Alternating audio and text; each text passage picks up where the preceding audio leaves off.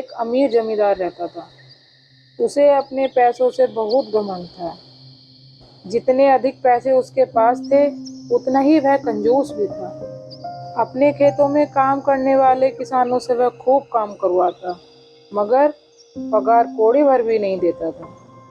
मजबूर किसान मर मार कर उसके पास काम करने जाते, करते भी क्या।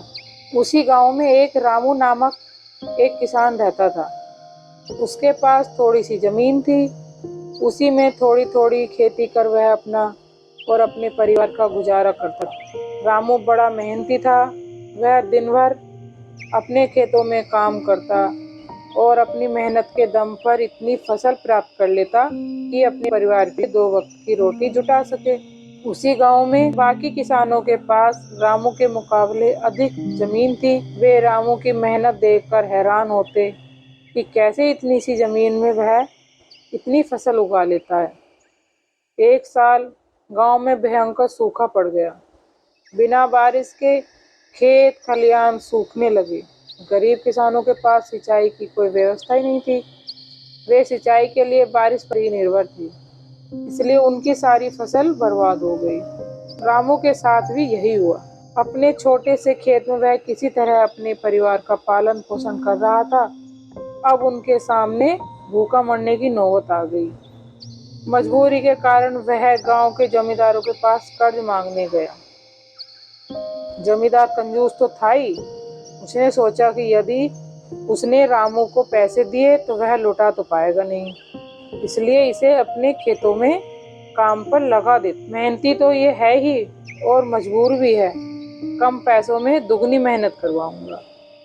उसने रामू से कहा, देख रामू, मैं तुझे कर्ज तो दे नहीं सकता, लेकिन तेरी इतनी मदद कर सकता हूँ कि तुझे अपने खेतों में काम पर रख लूं।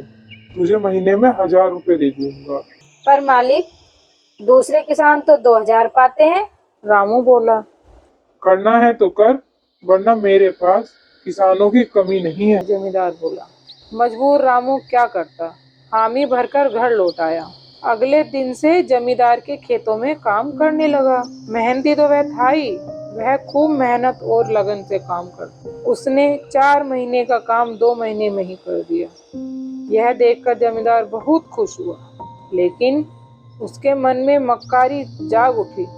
उसने सोचा कि 4 महीने का काम तो इतने से 2 महीने में कर दिया, क्यों न इसे निकाल दूं, इससे मेरे 2 महीने के पैसे भी बच जाएंगे। उसने रामू को बुलाया और उसके 2 महीने के पैसे देकर कहा, लो रामू, ये लो तुम्हारे पैसे, कल से मत आना, अब मुझे तेरी जरूरत नहीं है। ये सुनकर रामू परेशान हो गया। बड़ी मुश्किल से उसका घर चल रहा था।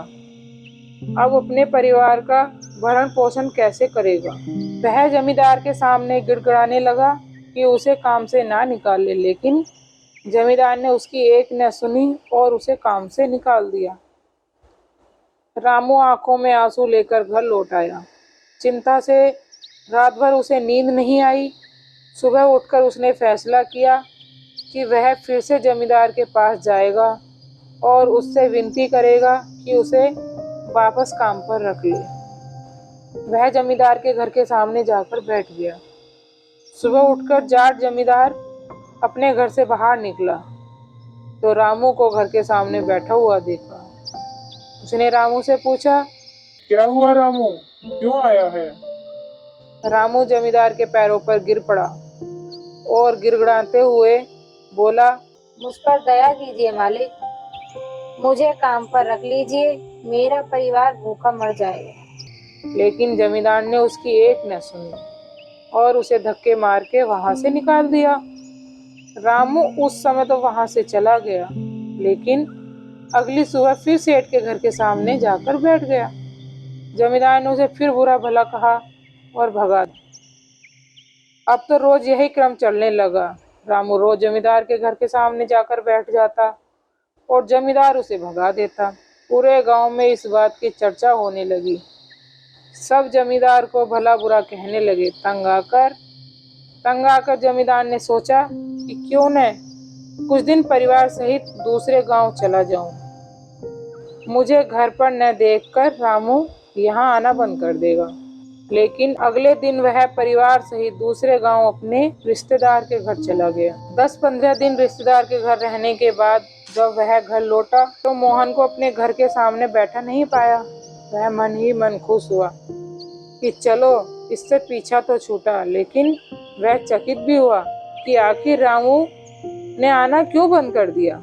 उसने गांव वालों को बुलाकर पूछा तो पता चला कि रामू घायल है और अपने घर पर पड़ा हुआ है। जमींदार ने पूछा क्या हुआ उसे। ने कहा मालिक, आप जब दूसरे गांव चले गए थे तब भी रामू आपके घर के सामने बैठा रहता था। एक दिन आपका खाली घर देखकर कुछ चोर चोरी करने के इरादे से आपके घर में घुस गए, लेकिन रामू की नजर में आ गए। रामू अपनी जान की परवाह न कर उनसे उलझ गया और उन्हें भगा दिया। उनके बीच हाथापाई हुई, जिनके कारण रामू बहुत घायल हो गया।